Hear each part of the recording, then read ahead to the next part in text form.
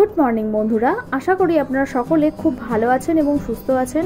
আজকে আবার একটা নতুন রেসিপির মাধ্যমে দ্য কুকস অ্যান্ড কম্প্যানিয়নে আপনাদের সবাইকে স্বাগত জানাচ্ছি।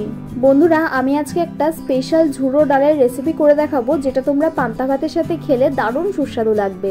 রান্না পুজোর মেনুতেও তোমরা এই রেসিপিটা অ্যাড করতে পারো, সেখানেও কিন্তু এটা বাদবাকি পদের সাথে মিলেমিশে যাবে। চলো তাহলে রেসিপিটা শুরু করি।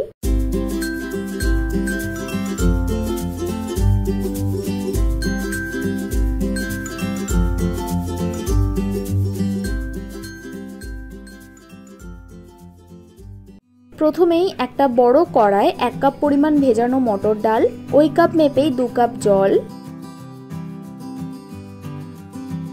স্বাদমতো নুন আর হাফ টিস্পুন পরিমাণ হলুদ গুঁড়ো দিয়ে ভালো করে সেদ্ধ করে নেব।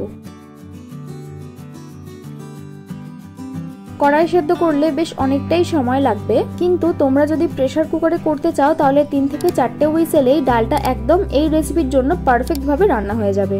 তোমরা এবার তোমাদের সুবিধে মতো করো। আমি একবার ঢাকনাটা খুলে দেখাই, এখনো কিন্তু ডালটা গলতে শুরু করেনি। এটা আরেকটু হোক, ততক্ষণ আমি অন্যদিকে বাকি রান্নাটা করি। আচ্ছা, এইদিকে কড়াই 1 টেবিল স্পুন মতো সর্ষের তেল দিয়েছি। তারপর এতে একটা শুকনো লঙ্কা আর 1 টিস্পুন গোটা জিরে দিয়ে ফোড়ন করে নেব। ফোড়ন হয়ে গেলে সেদ্ধ করা ডালটা দিয়ে দেব।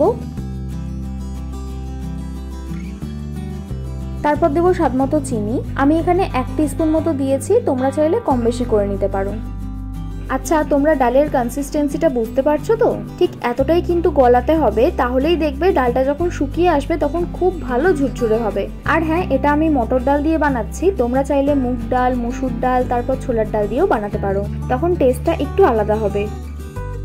আচ্ছা, ডাল কিন্তু তোমরা কন্টিনিউ নেড়ে যাবে, নয়তো নিচে লেগে যেতে পারে। দেখো আস্তে আস্তে কেমন জলটা শুকিয়ে আসছে। এভাবেই নাড়তে নাড়তে দেখবে পুরো জলটা একদম শুকিয়ে গেছে আর ডালটাও বেশ ঝুরঝুরে হয়ে এসেছে। এই সময়ই আমি গ্যাসটা বন্ধ করে দেবো, কারণ ঠান্ডা হয়ে গেলে আরো ঝুরঝুরে হয়ে যাবে। আপনারা কিন্তু অবশ্যই বাড়িতে এটা বানাবেন, তারপর আমাকে জানাতে একদম ভুলবেন না। ভিডিওটা ভালো লাগলে একটা লাইক করবেন আর সাবস্ক্রাইব করে আমাকে আরো উৎসাহ দিন, যাতে এইরকম দারুণ দারুণ রেসিপি আপনাদের কাছে প্রতিনিয়ত আনতে পারি। আমি রান্নায় যা যা উপকরণ ব্যবহার করেছি সেগুলো আপনারা সব ডেসক্রিপশনে পেয়ে যাবেন। আমার বানানো রান্নাগুলো এতক্ষণ সময় নিয়ে দেখার জন্য আপনাদের সবাইকে অসংখ্য ধন্যবাদ। ভালো থাকবেন, সুস্থ থাকবেন, আবার দেখা হবে নতুন কোনো রেসিপির সাথে।